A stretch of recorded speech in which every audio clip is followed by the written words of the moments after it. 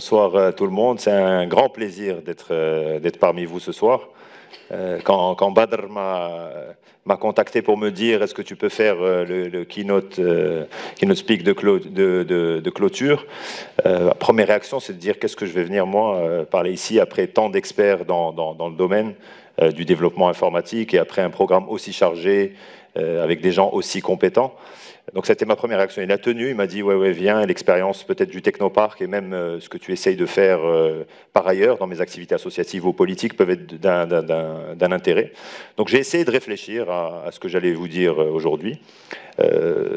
Ça va être assez peut-être décousu, mais en tout cas je vais essayer de parler le plus sincèrement possible de ce que j'essaie de faire depuis quelques années sur un thème qui me tient à cœur et je crois que Badr et moi on partage beaucoup cette façon de penser sur la notion de libérer les énergies. Donc libérer les énergies, et je pense qu'il n'y a pas mieux que dans un lieu comme celui-là aujourd'hui ou après un événement de 3 jours avec autant de participants, il n'y a pas mieux que dans ce lieu-là, dans ce contexte-là, de parler de libérer les énergies et ce que peut apporter pour notre pays et plus globalement, en termes d'ambition, la libération des énergies. Quand on voit autant de personnes présentes un jour férié qui viennent pour apprendre, pour partager, pour se développer mutuellement, c'est quelque chose, à mon sens, de très positif et qui crée de l'optimisme pour notre pays et plus globalement, allez, il faut dire les mots, pour notre planète. Parce que c'est un mouvement, je pense qu'il y a un mouvement mondial qui est en train de naître autour d'une nouvelle façon de voir les choses, de les voir de façon différente. Mais donc j'ai 2 casquettes, je toucherai un mot sur mes 2 casquettes, un technoparc.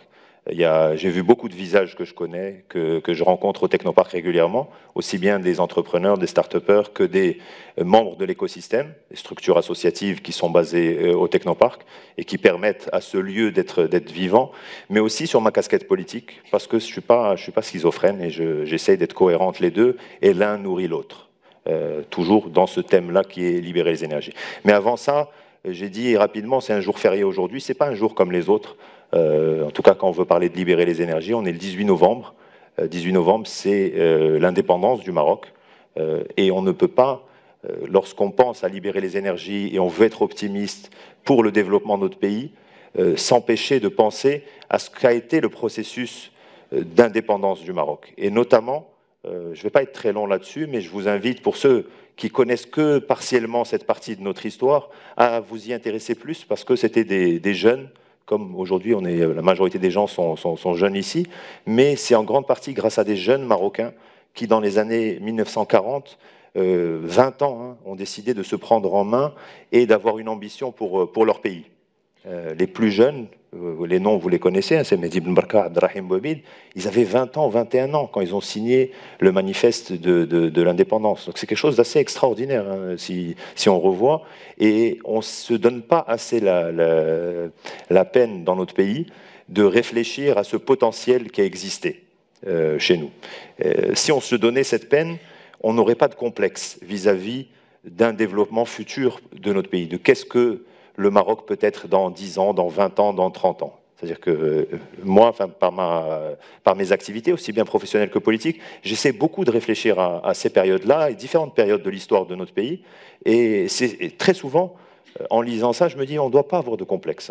Notre pays, dans différents moments de son histoire, si on revient très loin, a été un pays qui était un des pays majeurs, ou en position de devenir un pays majeur à l'échelle planétaire. On n'est pas en train de parler juste un petit pays au milieu de grands pays qui dominent ou de l'Europe qui est très grande et suivre l'Europe qui doit être l'enjeu.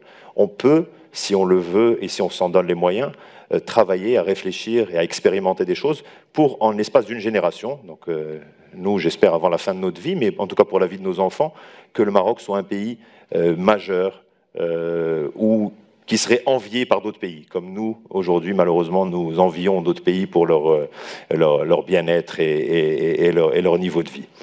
Donc ça, c'est le premier point que je voulais quand même parler, parce que le 18 novembre, c'est important, c'est l'indépendance du Maroc. Le deuxième point, c'est de l'actualité.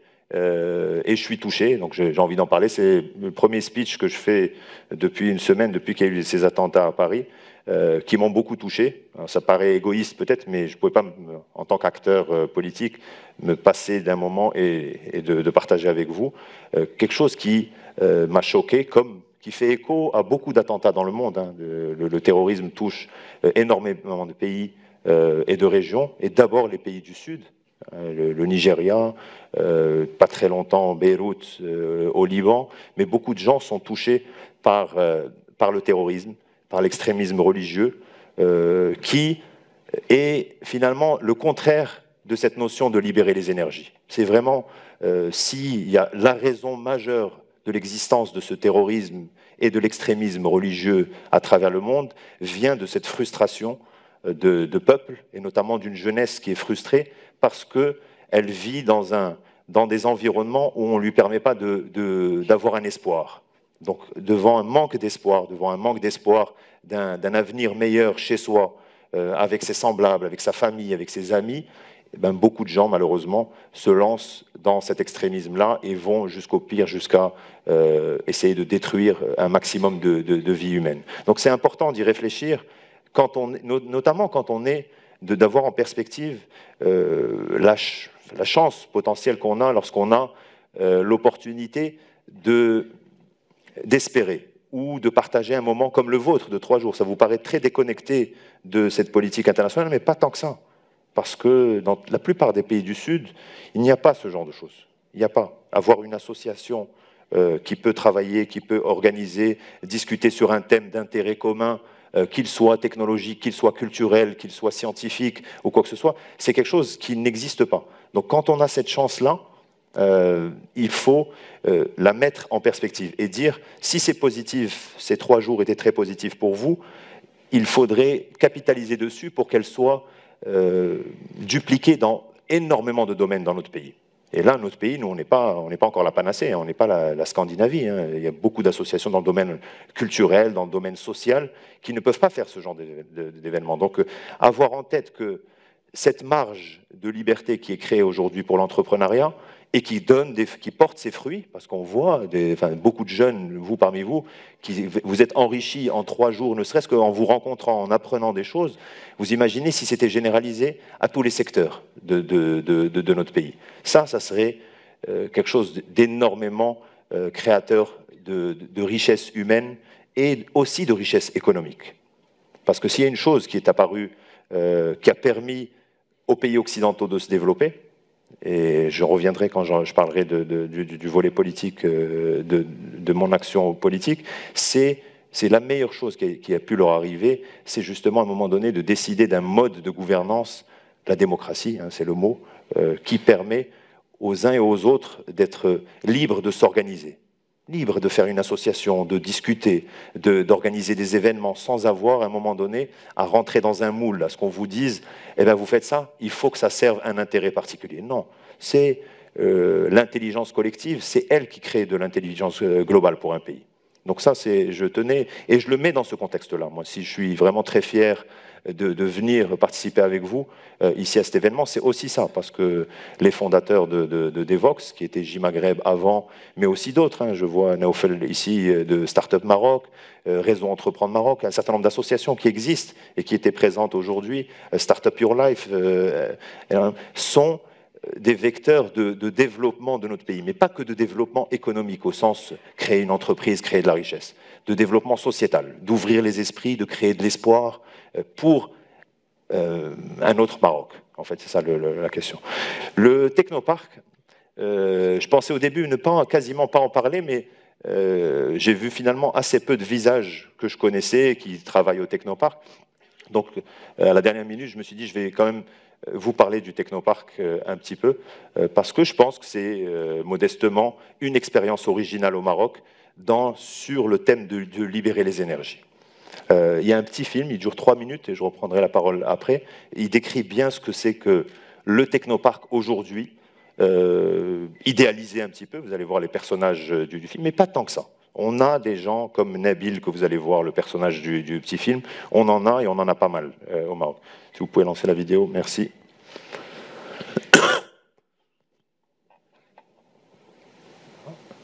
Non, le son. Monter sa start-up. Vous pouvez la remettre. Une fois la boîte créée, il lui faut un bureau. Le quartier des... Lui, c'est Nabil. Il a 28 ans, il habite Casa et il a une idée. Il veut monter sa start-up. Une fois la boîte créée, il lui faut un bureau. Le quartier des affaires, c'est bien mignon, mais papa n'est pas ministre. Au Technopark, Nabil trouve son bonheur. Petite surface, petit loyer, service de proximité et machine à café. Le loyer des grandes entreprises subventionne celui des startups. C'est comme ça que ça marche au Technopark. Maintenant qu'il a son bureau, Nabil a besoin de booster sa visibilité. Site web, carte de visite et pourquoi pas, un podcast vidéo. Ça tombe bien, le réseau du Technopark lui permet de côtoyer tout un tas d'entreprises innovantes qui offrent ses services. Il suffit à Nabil de s'adresser à un chargé de clientèle qui saura le guider en fonction de ses besoins. La visibilité, c'est bien, le networking, c'est mieux. Tous les mois, le Technopark organise des événements qui permettent aux entreprises de se rencontrer. Nabil partage son idée et séduit immédiatement la communauté. Certains lui proposent même de participer à une compétition start-up organisée au Technopark. Après pas mal de nuits blanches, Nabil a gagné de la visibilité, une coupe et des cernes. Du jour au lendemain, les commandes s'enchaînent et rapidement, Nabil est débordé. Là encore, pas besoin d'aller bien loin. On trouve au Technopark des plateformes de recrutement. Zoubida, 23 ans, rejoint le navire, suivi de David, Brahim et Ito. Du coup, 25 mètres carrés, c'est beaucoup trop petit pour 5 personnes. Il est temps de passer un bureau un peu plus spacieux. 4 employés, un bureau plus grand et 34 capsules d'espresso par jour, ça chiffre très vite. Nabil voit grand et il a besoin de faire des investissements pour étendre son activité. Entre associations, clusters et financeurs, Nabil trouve au sein de l'écosystème Technopark des solutions de financement et d'accompagnement adaptées à ses besoins. Toutes les conditions sont maintenant réunies pour qu'un second bureau voie le jour.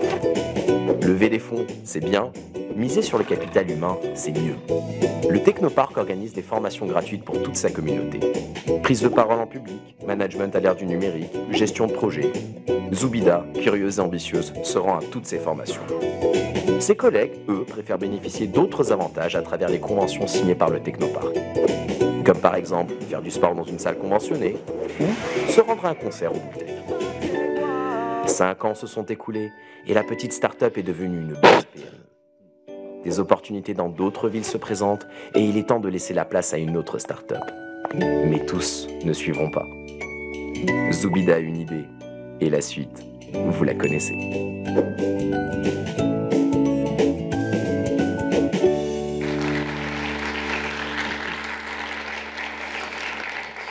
Merci pour eux. La fin de la vidéo, c'est une start-up du Technopark qui s'appelle Pixel Factory. On va voir leur logo, c'est important. Et là, c'est terminé. Il restait 2 secondes dans la vidéo, si ça vous dérange pas. Pixel Factory, qui étaient basés au Technopark de Rabat, ils ont quitté. Et quelques mots sur le Technopark, parce que j'ai entendu des applaudissements, donc il y a beaucoup de gens qui ne l'ont pas vu. C'est un modèle original dans le domaine, je pense, de libérer les énergies. D'abord parce que c'est original. Le bâtiment en soi n'était pas destiné à être une pépinière d'entreprise. Ça, on revient 15 ans en arrière.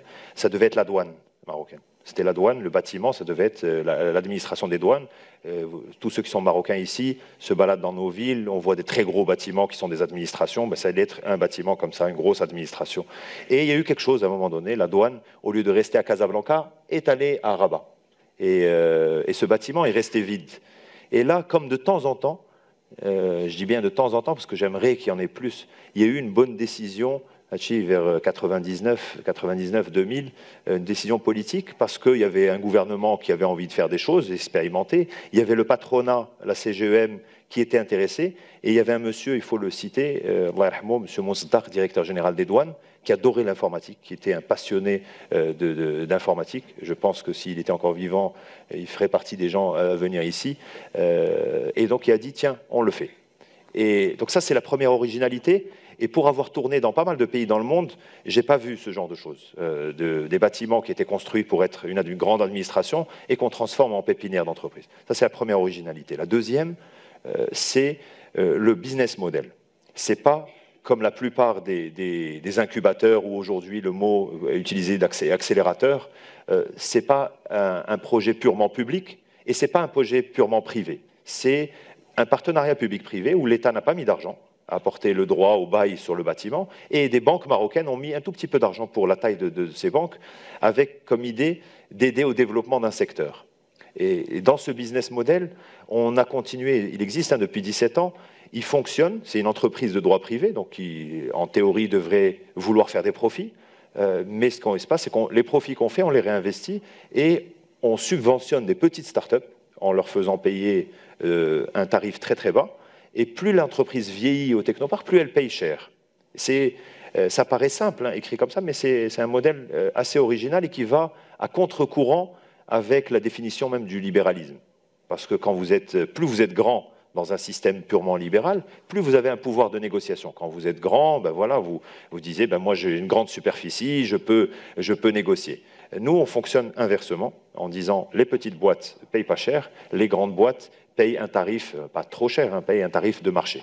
Ce qui était compliqué à mettre en place, à faire accepter par les grandes entreprises, mais ça a marché au bout d'un moment. Et ça a un avantage, c'est que les services que l'on monte doivent être acceptés et appréciés par les grandes entreprises. Celles qui payent cher doivent apprécier, parce que sinon elles partiraient. Donc, nous, on a besoin d'elles parce que c'est comme ça qu'on finance le tout. Donc en même temps, donc, vous mettez des services, vous montez en qualité en termes de services. Et là, j'en profite pour dire, on est très content d'avoir plus de 95% maintenant de satisfaction depuis 4 ans d'affilée, sur tous les types de services qu'on offre. Mais ces services-là, vous les offrez aussi aux petites entreprises, au même tarif. Donc vous n'avez pas un système, comme j'en ai vu même dans des pays développés, où parce que vous êtes subventionné, une petite start-up accompagnée, le service qu'on vous offre, il est de moindre qualité. Donc ça, c'est un modèle qu'on expérimente. C'est petit, hein, le technoparc. Hein. C'est 200 entreprises en permanence à Casa, avec une 50aine de nouvelles chaque année. Mais ça reste petit à l'échelle de l'économie marocaine. C'est quelque chose de modeste. Donc ça, c'est l'originalité. Ensuite, on a composé dessus en disant on va monter en gamme de services pour libérer les énergies entrepreneuriales. Ce n'est pas la structure qui gère le technoparc qui est capable de le faire. On n'a pas les compétences pour le faire, ou si on le faisait, on allait mal le faire. Donc on a décidé d'accueillir des structures qui sont capables de faire ça, d'aller les chercher, frapper à leur porte. Et c'est là où je retombe dans libérer vraiment les énergies, c'est de trouver des associations comme Startup Maroc, comme Devox, comme le CJD, comme Réseau Entreprendre, j'en passe, hein, de Jocolabs, qui est un réseau de coworking space africain. On allait frapper à leur porte, on leur a dit on veut que vous veniez au technoparc. On veut que vous veniez parce que grâce à vous, si vous venez, ça va offrir des services aux gens qui y sont, ça va améliorer les entrants, donc on aura des entreprises plus performantes quand elles viendront, et ça créera une dynamique positive de création de valeur. Et c'est aujourd'hui, on peut dire, on est très fiers d'avoir vraiment un vrai écosystème avec plus de 14 structures qui vont des gens qui s'occupent du networking, on va dire, de la sensibilisation à l'entrepreneuriat, de l'accompagnement du jeune entrepreneur, celui qui vient de commencer, jusqu'à la structure de financement, avec un fonds de capital risque basé au Technoparc, et un vrai fonds de capital risque, malheureusement le seul au Maroc, qui a été capable d'investir, pour vous donner un exemple, et c'est unique, malheureusement, encore une fois, je dis unique, hein, on a investi, le dernier investissement, c'est dans Rim Games, une boîte, je ne sais pas s'il est là, l'entrepreneur de Rim Games, qui est dans les jeux vidéo, avec du risque maximal. Hein. Dans le monde entier, investir dans les jeux vidéo, c'est quelque chose de très risqué. On a investi et on a vocation à prendre des risques comme ça très importants, à condition que les entrepreneurs soient des entrepreneurs compétents. Mais on a aussi, et c'est peut-être même le plus important à l'échelle du pays, cette vocation, cette volonté de se dupliquer, de dire, voilà, ça a marché à une petite échelle, à Casablanca, un petit technoparc, toutes les activités, hein, même le fonds. Maintenant, il est temps, vu que ça porte ses fruits, ça crée de l'emploi, ça crée des entrepreneurs, ça libère des énergies, il est temps que ça soit porté à un autre niveau, le dupliquer à d'autres villes, faire un fonds plus grand, par exemple, ou plusieurs fonds de capital risque qui pourraient investir dans des startups innovantes. Ça, c'est beaucoup plus compliqué, mais on y va. Ce qu'on sait faire, c'est dupliquer au niveau régional. Donc, on a ouvert un petit technoparc à Rabat et on ouvre un technoparc à Tanger. On est capable aujourd'hui d'ouvrir des technoparcs dans différentes villes, ou même, on propose ça s'il y a des villes qui sont pressées d'ouvrir leur technoparc, de leur dire on peut vous donner tous nos process, on peut même vous accompagner, faites-le vous-même sur la même structure, on est capable de vous accompagner, donc ça on le fait. Le reste c'est du plaidoyer, du lobbying auprès des pouvoirs publics marocains, gouvernement, mais aussi, et peut-être plus important, auprès des privés marocains, des grandes banques privées, des assureurs, des grands industriels, où on leur demande quoi? On leur demande de faire confiance à la start-up marocaine, de s'intéresser à la start-up marocaine, et pas seulement pour être sponsor dans des événements. Quand je veux dire faire confiance à la start-up marocaine, on leur dit il y a un potentiel énorme d'entrepreneurs, de créateurs, d'innovants, soit qui ont créé leur entreprise, soit qui travaillent dans des entreprises et qui sont capables de créer eux-mêmes une entreprise. Il faut que vous leur fassiez confiance en investissant dans la technologie chez vous, dans vos entreprises, pour votre propre intérêt. Donc ça, je dis c'est compliqué parce que on est dans un système, là on revient peut-être à la dimension plus politique, où les gens préfèrent l'image de dire je vais sponsoriser un événement, c'est sexy, j'aime bien les startups et tout ça, mais de là à faire confiance à une startup et acheter, passer un bon de commande pour une application innovante pour mon entreprise, là c'est autre chose. Et donc, c'est là où nous, on fait un effort, mais on ne le fait pas tout seul. On le fait avec des associations comme celle qui organise cet événement, comme les autres, en disant il y a du potentiel dans ce pays. Il y a un vrai potentiel. Il faut juste lui permettre... Il se libère tout seul. Il fait des événements internationaux. Il est capable de mobiliser des experts du monde entier qui viennent voir des entrepreneurs de qualité. Il y a des startups marocaines qui gagnent des compétitions internationales. Mais vous... grande entreprise marocaine du secteur financier, je parle beaucoup du privé parce que je pense que c'est le privé qui a la clé avant le public. Le public pourra suivre, mais le privé devrait déjà faire l'effort. Faites-vous l'effort, investissez. Donc ça, c'est le grand cheval de bataille qu'on essaie de mener. On est de plus en plus fort pour le faire grâce à cet écosystème, ces 14 structures, parce que beaucoup de gens le disent la même chose, disent j'ai vu un entrepreneur qui a créé sa boîte il y a 1 an, il y a 2 ans, mais il est super, il est même capable d'exporter, je ne sais pas, dans tel pays européen, où il arrive à vendre ses services dans des pays africains, il a vendu à une banque africaine, et au Maroc, il n'a pas. Donc il faut que les structures de droit privé marocaines, je ne sais pas, j'espère que ça portera, vous-même, certains d'entre vous diront ce message. C'est la clé du développement, notamment du système du secteur IT au Maroc, c'est que les structures privées marocaines fassent confiance aux petites boîtes marocaines. Donc il faut continuer, il faut être le plus nombreux possible, structures associatives, individus, à le dire. Et lorsqu'on est salarié d'une entreprise dans le domaine de l'IT, réfléchir aussi comme ça, se dire est-ce qu'il y a une start-up marocaine capable de faire ça ou est-ce que je peux tester, checker, se lancer là-dedans. Donc voilà, le Technopark c'est ça marche, c'est petit, pardon, ça fonctionne, c'est un bon modèle qui peut être dupliqué dans d'autres villes, mais aussi dans d'autres secteurs. On a commencé, nous, par le secteur, on s'est ouvert au développement durable, au green tech, mais aussi aux industries culturelles, des domaines où il y a un grand potentiel de développement pour notre pays, si on se donne les moyens. Un petit focus sur les industries culturelles. Et ce qui se passe dans la culture au Maroc depuis peut-être 10-15 ans est similaire à ce qui se passe dans l'entrepreneuriat et dans l'IT aujourd'hui depuis quelques années. Il y a eu une explosion, une libération des énergies, grâce en particulier à une association, on est fiers d'être partenaire avec eux, qui s'appelle Le Boulevard, qui est dans les sous-sols du Technopark. Il était dans le petit film, on voyait des concerts au Boulevard, mais ils ont des studios de répète, une salle de concert dans nos sous-sols. Mais grâce au Boulevard, depuis 98-99, vous avez eu plein de groupes de musique marocaine qui ont réussi à émerger. Ils avaient besoin de quoi? Ils avaient juste besoin d'une structure associative qui organise une compétition 1 fois par an ou qui offre aujourd'hui maintenant des lieux où les musiciens peuvent répéter. Pas plus que ça, hein. On est à ce stade. Hein. Quand vous êtes musicien aujourd'hui dans notre pays, trouver un lieu où répéter, c'est compliqué.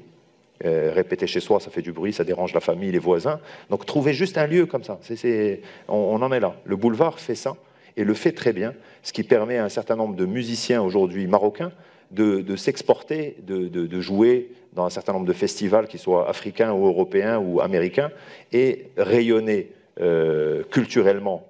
Donc ça, c'est positif pour le Maroc, et potentiellement économiquement. Et là, je veux revenir sur le domaine économique en faisant, peut-être, je ne sais pas si vous êtes au courant ou vous le savez, mais en s'intéressant, moi, au domaine de la culture, et toujours avec cette idée de comment libérer les énergies, je me suis rendu compte que le pays qui s'enrichissait le plus grâce à la culture, qui générait le plus d'argent, hein, je parle d'argent, je ne parle même pas de la dimension sociétale, culturelle, qui m'intéresse en premier lieu, mais en purement économique, c'est la Suède.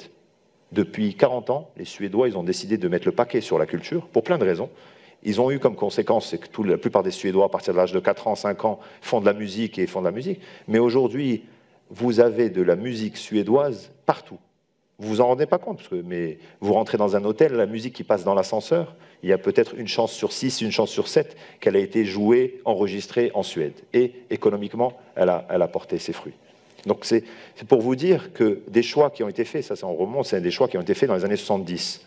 Imaginez un choix pareil dans des domaines culturels, mais dans d'autres domaines sportifs, dans l'IT, ce qui nous concerne ici. Vous faites un choix de généralisation, de mettre le paquet en tant que pays, c'est-à-dire État, secteur privé, vous pouvez avoir des fruits insoupçonnés en 20 ans, 30 ans. Donc, mais ça demande d'avoir cette vision politique avec une vraie ambition. C'est-à-dire de dire, on veut que notre pays rayonne dans 20 ans, dans 30 ans. On ne va pas être juste des suiveurs. Ça, c'est dans ce sens, moi, que j'aimerais, si vous devez garder quelque chose de cette intervention, la notion de libérer les énergies, on libère les énergies, ça ne peut avoir que du positif. Et ça peut avoir beaucoup de positif, insoupçonné. On peut avoir des choses auxquelles on ne pense même pas pour l'avenir du Maroc aujourd'hui, avec des vraies opportunités qui existent. Tout le monde parle d'Afrique, on a une ouverture sur l'Afrique, c'est vrai, mais on n'en profite pas aujourd'hui. Pour l'instant, c'est quelques grandes banques qui ouvrent des agences, des choses comme ça. Mais cette dimension, s'ouvrir sur l'Afrique réellement, dans différents secteurs, notamment dans l'IT ou dans le domaine culturel, avec des collaborations, avec une réflexion sur des besoins, sur la façon d'aborder des problématiques. Là, je prenais l'exemple, par exemple, qui aurait pu dire que le Kenya deviendrait un des pays où le M-banking serait le plus développé au monde, sinon le plus développé au monde? Personne, il y a 10 ans. Mais pourquoi? Parce que le Kenya avait un secteur financier en retard, et du coup, le mobile, quand il est rentré, des gens intelligents se sont rendus compte que ça pouvait régler des problématiques financières. Donc, adapter. Ça n'aurait pas pu arriver dans un pays occidental parce que le secteur financier est déjà développé, déjà assis, les gens ont des cartes de crédit, la plupart des gens ont des cartes et des choses comme ça. Là, on était dans un pays où le développement du mobile et des applications qui sont venues après ont apporté une révolution dans un domaine qui était connexe, qui était le domaine financier. Il est en train de se passer des choses similaires dans le domaine de l'éducation, qui est encore plus important que le domaine financier, beaucoup plus important. Le développement du mobile peut avoir des répercussions, pas en Occident, pas en Europe, pas aux États-Unis, dans nos pays africains, un pays comme le Maroc. Si on mettait le paquet sur de l'éducation en utilisant les nouvelles technologies, et notamment les technologies mobiles, différentes technologies mobiles, vous n'avez même pas besoin d'avoir un smartphone au Kenya, et vous pouvez utiliser du e-éducation, avec des choses originales. Donc c'est une façon de penser qui doit être transformée. Ça, c'est clé. Et encore une fois, je pense que c'est aussi grâce à des rassemblements comme celui-là, où décomplexés, où des gens donnent de leur temps, viennent apprendre, viennent échanger, qu'on peut créer cette dynamique. Ce qui m'amène sur mon volet, mon activité ou mes activités politiques, elles sont toutes dans ce sens. C'est parce que je pense que notre pays mérite ce qu'il y a de mieux. On n'a pas à rester complètement bloqué entre les modèles qu'on nous propose, des conservatismes différents, un conservatisme classique, un conservatisme à la mode au Moyen-Orient qu'on veut nous importer, juste voilà, des petites choses, et qu'on serait modeste, que le top du top qui puisse nous arriver, c'est d'être comme la Turquie. Non, moi j'ai pas envie, ça me suffit pas de dire je vais être comme la Turquie. Je veux beaucoup mieux. Je veux la Norvège, pourquoi je vais me limiter moi à dire mon modèle c'est la Turquie? Pourquoi? Non, on peut être beaucoup mieux. Mais ça demande une façon que la Turquie soit une étape. Ok, il n'y a pas de problème, qu'on puisse prendre des choses intelligentes dans ce qui s'est passé en Turquie sur ces 100 dernières années, c'est bien. Mais d'avoir une vraie ambition, se dire de façon décomplexée. Je ne sais pas s'ils sont là, je pense qu'ils doivent être là. J'ai adoré des jeunes qui lancent comment s'appelle les gaming, Maghreb Gaming ou la MENA Gaming Initiative. Maghreb Game Conference, ils la lancent, ils sont venus quoi? Ils sont allés, c'est des jeunes passionnés qui travaillaient chez Ubisoft, ils sont sortis de chez Ubisoft, entre-temps ils sont passionnés de jeux vidéo, ils sont allés dans le plus bel événement qui est autour du jeu vidéo dans le monde depuis quelques années, qui se passe, je crois, en Suède ou on reste dans les pays scandinaves, mais qui se passe là-bas. On ne le sait même pas, hein, nous. C'est là où quasiment tous les gens pointus qui réinventent les jeux vidéo se posent et réfléchissent. Quelque chose comme ça, mais dans le domaine du jeu vidéo. Ils sont allés là-bas, ils ont fait tellement bonne impression qu'on leur a dit « Tiens, pourquoi vous ne le créez pas à l'échelle de l'Afrique ?» Au Maghreb pour commencer et à l'échelle de l'Afrique. Et ils sont décomplexés, ils viennent, ils veulent créer ce type de choses. Ça, c'est des domaines, c'est des secteurs qui peuvent, avec l'intelligence qui existe dans notre pays, et si elle est accompagnée, si cette intelligence collective se met en place, on peut y aller. Startup Maroc, qui, ça va être annoncé, mais voilà, qui a une vocation beaucoup plus que juste le Maroc, et qui fait l'exemple. Quand les gens viennent et voient le travail qui a été fait par une petite structure associative à l'échelle marocaine en termes d'initiation à l'entrepreneuriat, et voir l'engouement que ça crée dans toutes les villes du Maroc, que vous avez voilà, sur un week-end jusqu'à 300 jeunes, 400 jeunes qui viennent, qui débarquent, qui veulent s'intéresser à comment créer une boîte, tout ça c'est du potentiel, c'est de l'énergie qui existe. Alors cette énergie, il faut l'accompagner. Et on doit passer, c'est là où on doit passer par du politique, parce que sinon c'est plus compliqué, on peut faire l'effort qu'on veut. Mais quand je dis politique, c'est ça. Pour moi, votre rassemblement aujourd'hui, c'est très politique. C'est-à-dire de dire, j'ai un sujet qui m'intéresse, on se met ensemble, je vais apprendre, je donne de mon temps, je prends de mes jours fériés. C'est ça. C'est-à-dire à un moment donné, j'attends pas qu'il y ait des choses qui soient pondues par d'autres, qui ne sont pas très originaux, et qui viennent me proposer des choses dans lesquelles moi je vais m'inscrire. Non, j'essaye d'agir pour moi fixer l'agenda. Et cet agenda-là, qu'il ait une dimension ambitieuse. Donc voilà, c'est tout le sens de mon engagement. Pour ceux qui me connaissent ou qui ne me connaissent pas plutôt, cet engagement-là, il a plus d'une vingtaine d'années. Il va étape par étape, parce que c'est compliqué, il faut le dire. On n'est pas encore, malheureusement, on n'est pas un pays qui accepte facilement la libération des énergies. Donc quand vous voulez être indépendant, c'est compliqué, il faut se bagarrer, vous avez des contraintes. On y va pas à pas, on l'a fait aux élections locales récemment avec notre mouvement, un score honorable, on n'est pas aussi bien qu'on voulait, mais sur une thématique de comment innover, toute bête, hein, comment se baser sur ce dont ont besoin les gens. Et comment, dans le type de programme qui devrait être tous les gens qui font de la politique au niveau local devraient mettre ça, c'est de dire comment je vais créer des coworking space ou donner à des associations pour qu'elles créent des coworking space dans la ville. Ça ne coûte rien pour une commune ou pour un gouvernement, un truc comme ça, de dire tiens, je vais sélectionner des associations, je vais leur dire créez vous-même vos coworking space, libérez vos énergies, les centres culturels qui sont tous fermés. Ils sont fermés, nos centres culturels, on a des centres culturels de partout. Pourquoi des associations n'en profiteraient pas pour travailler dedans au quotidien, faire un certain nombre d'événements dans différents domaines. Donc c'est ça dont on a besoin, à mon sens, aujourd'hui au Maroc, et je pense, des gens qui participent à un événement tel que celui-là, qui donnent autant de temps, autant de cœur à un événement, devraient, quelle que soit leur sensibilité, après, être convaincus qu'on doit commencer à se prendre en main aujourd'hui dans notre pays avec cette dimension d'ambition. En regardant, il faut regarder en arrière. Je reviens là sur Ben Barka ou Abdrahim Bouavid, ils avaient 20 ans quand ils ont pris leurs responsabilités.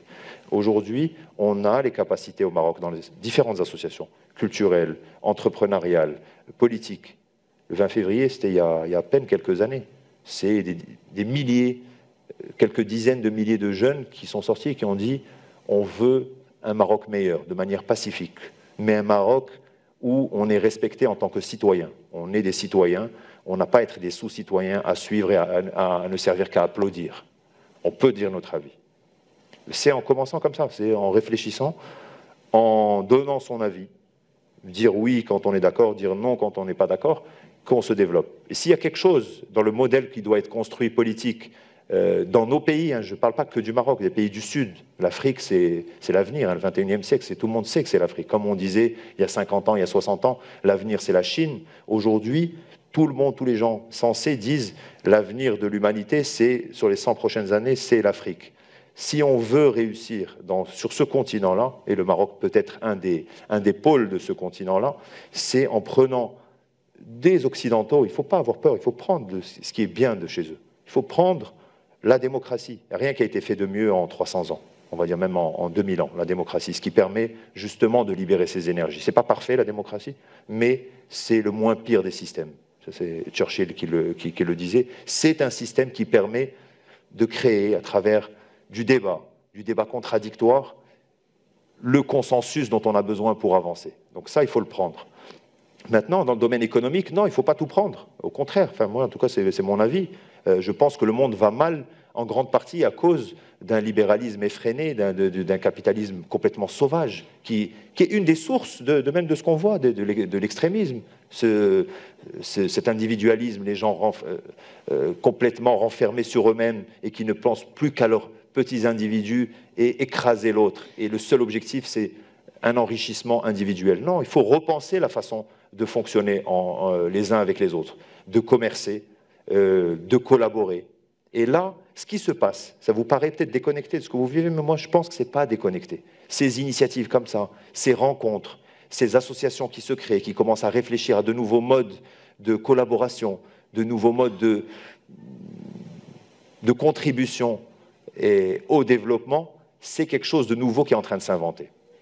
Au niveau mondial, hein, c'est pas que c'est... Et le Maroc n'est pas en retard par rapport à ça. Le Maroc peut jouer un rôle important d'expérimentation, de nouvelles façons de fonctionner. En tout cas, c'est tout le mal que je nous souhaite, qu'on soit, j'espère, à la tête des expérimentations, des nouvelles façons de fonctionner pour une meilleure société. Merci beaucoup.